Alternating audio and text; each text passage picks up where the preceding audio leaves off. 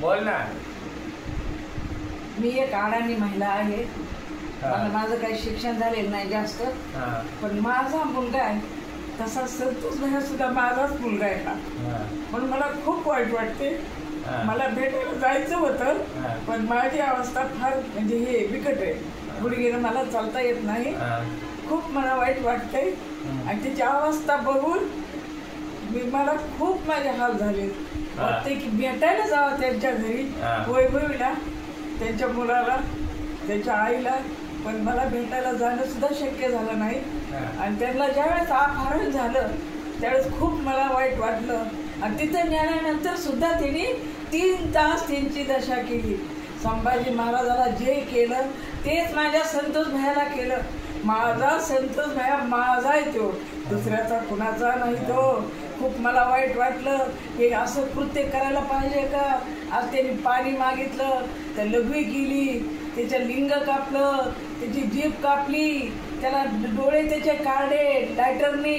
काय दशा केली माझ्या लेकराची, कशामुळे केली असं. त्यांनी काय अन्याय केला एवढा, कशामुळे अन्याय केला एवढा यांच्यावर, माझ्या बाळावर कशामुळे अन्याय केला. आज माझे लेकरं परके झाले, माझे त्याचे आईवडील परके झाले, माझा मुलगा एवढा मोठा गेला. मला काय वाटत असणार, माझं माहेर तिकडंच आहे. मला खूप तळमळ वाटते रे बाबा. आणि काय रे, हे पंकजाताई सुद्धा भेटायला गेली नाही, धनंजय सुद्धा भेटायला गेला नाही. माझ्या जरांगे साहेबांनी तिथं जाऊन त्यांचा अन्न त्याग केला. त्यावेळेस ते जरांगे साहेब बोलले की अन्न त्याग करू नका, मी तुमच्या पाठीशी आहे. सुरेश दस सुद्धा म्हणले, संदीप भाई क्षीरसागर बोलले, आणि बरेच आवाड साहेब बोलले, माझे सुंदर काय प्रकाश सोळंके सुद्धा बोलले की ह्याला अटक करा, ह्याला फाशी द्या, ह्याला फाशी दिल्याशिवाय राहू नका. जेवढे आरोपी तेवढे पकडा, या आरोपीला संधी देऊ नका, संधी देऊ नका, कसली संधी देऊ नका. जेवढे आहेत तेवढे मध्ये टाकून द्या.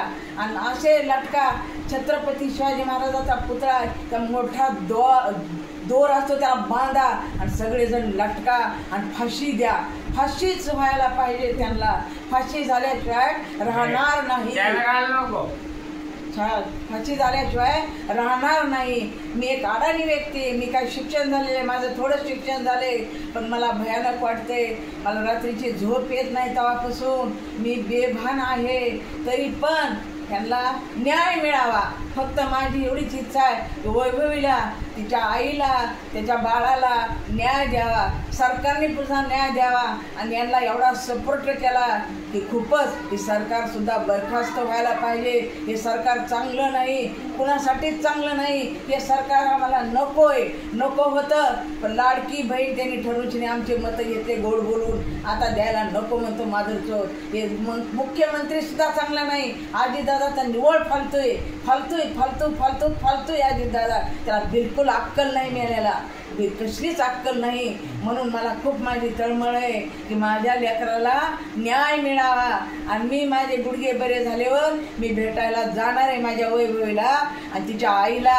माझं एक सोन्यासारखं बाळ आहे, त्याला मी भेटल्याशिवाय राहणार नाही. मी बऱ्याच बायकाला म्हणले होते अगं चला आपण भेटायला जाऊ, पण म्हणल्या की काकू तुमचं दुखतंय, कसं जावं, आपण दोघीच आहे. आणि 4-5 जणी आम्ही मिळलं असतं तर गाडी करून गेलो असतो, कसं बी लंगडत लंगडत. पण खूप मला वाईट वाटतंय, हो खूपच मला वाईट वाटतंय. माझ्या बाळाला न्याय द्या, न्याय द्या. आणि फाशी झालीच पाहिजे.